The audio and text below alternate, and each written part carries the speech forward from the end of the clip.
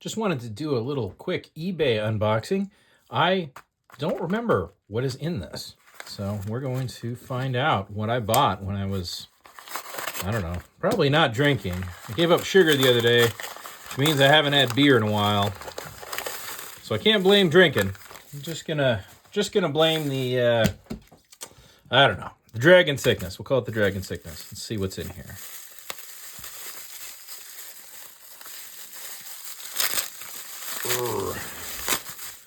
Open sesame. Ooh, pins? I never buy pins. All right, let's see. What do we got in here? Should we zoom in? Little baggie full of pins. Now, let's try to identify why I bought this, if I can. Oh, there it is. There we go. All right, what do we got in here? That is nothing. That's kind of cool, but American Institution Science and Engineering Club. Oh. Honor 2 years attendance. That's a little cockeyed, but now these I find sometimes end up being gold fill. Don't know about this one. Elgin made it, looks like, which is interesting. I don't know, that might be a gold fill underneath there. We'll have a look at that one later. We've got a Boy Scout pin. Those are brass. We've got a Bobcat Cub Scout pin, also brass. And when you're looking at this stuff too, like this is an older one. You can see how the pin is. The quality of the pin is often one of the first things to look for if you're looking at old pins, to see if something might be worth a second look. If it's something like that that's kind of trashy and simple, it's definitely going to go lower on your list of things to dig through. But in this case, the big giveaway to this being brass is your little green corrosion right there. When you see that, you know you've got brass. And actually, when you see that anywhere, if you're looking at silver plate and you see that, you can just disregard, because it shows you that the brass underneath or the copper underneath is corroding. But yeah. What's this one right here? This is a HPCS and 41. So it might be a school pin from 1941. But again, see the quality of the pin there? Not super duper. We're not seeing any like serious brass corrosion, but this is just going to be brass. You can see how it was at one point gold plated. You see on all the high edges where the gold plate is wearing off. So that's a real good example of an old pin that's still not anything good. But it's useful to see things like this, because when you're looking at old things, just keep in mind that they have often been worn and used. So if something is old, like 1941, and it looks like it's been used, but you don't see the base metal coming through what was plate, that warrants a closer look.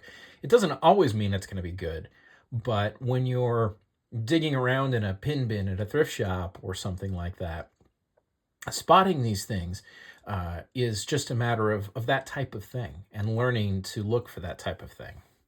All right, so this is the last pin, so this is probably why I purchased this lot. HP ASC. I am not sure what we got going on here. What is that? That looks kind of like Capitol building, and I don't know. I'm going to have to look this one up. Now, this one, on the other hand, when I look at it, I see that HP, and that looks dang good, but what's going on with this green stuff? What is going on with this green stuff?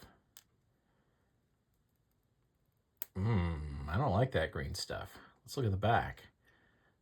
Still looks pretty good for gold. Some of that green stuff flaked off in my finger there.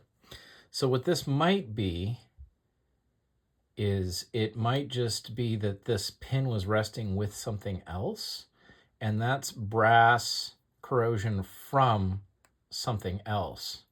But what I will have to do with this one is I'll have to clean it up, and we'll look close and see, once I get that off, is that because this is gold fill, because this is too good looking to be merely gold plate, or and that's actually corrosion from the brass underneath, or is this gold that's been sitting somewhere where it got corroded or got corrosion from something else on it. So let's look at the main pin here. The main pin might tell us something because the chain looks pretty good. The main pin, ooh, nice shiny back. Look at that. Now that doesn't always mean you got gold, but it's a very good sign. The pins are frequently not gold, which is why you will see corrosion on them. Although in this case, it looks like we have kind of the same stuff going on that we have over on the guard pin here. So I'm not entirely sure what is going on with that. But this is a real good sign, this like super shiny back. Generally, things don't maintain that level of shine unless they're actually gold. And you know what? Am I seeing... I think I'm seeing a marking here. What does that say? All right, I'm going to take it off screen for a second, use my magnifier. I'm going to say that is, I think it says LGB, which I believe is Balfour made it. So, piece looks pretty good. Looks pretty good on the sides and edges. Sides and edges. What we're going to do is we're going to, now where the back looks good, we have a marking for maker, but no marking for gold content, if any. So this puppy is going to have to go down and visit the XRF machine, and we'll see if it is gold. I'm guessing based on what I know about this, it is. And I would probably say that this little bit of corrosion, when I can get that off of there, is because this was sitting in some sort of a container that was degrading. You'll see that quite often where these are sitting in old foam containers and the foam is like melting and sticking to it. And then we'll also have to see what ASC might be. There's another good thing about this. You see when I move it back and forth how you get that sparkle in the ASC there? That's because this was engraved after, of course, the pin was made. And that engraving doesn't go down past the top gold layer if this is gold fill. If it's a thin gold fill, engraving is a really good way to identify it because the engraving will go through that top layer in some cases, and you can see where there's actually brass underneath. I hope this video was useful to you, and that you're having a great day.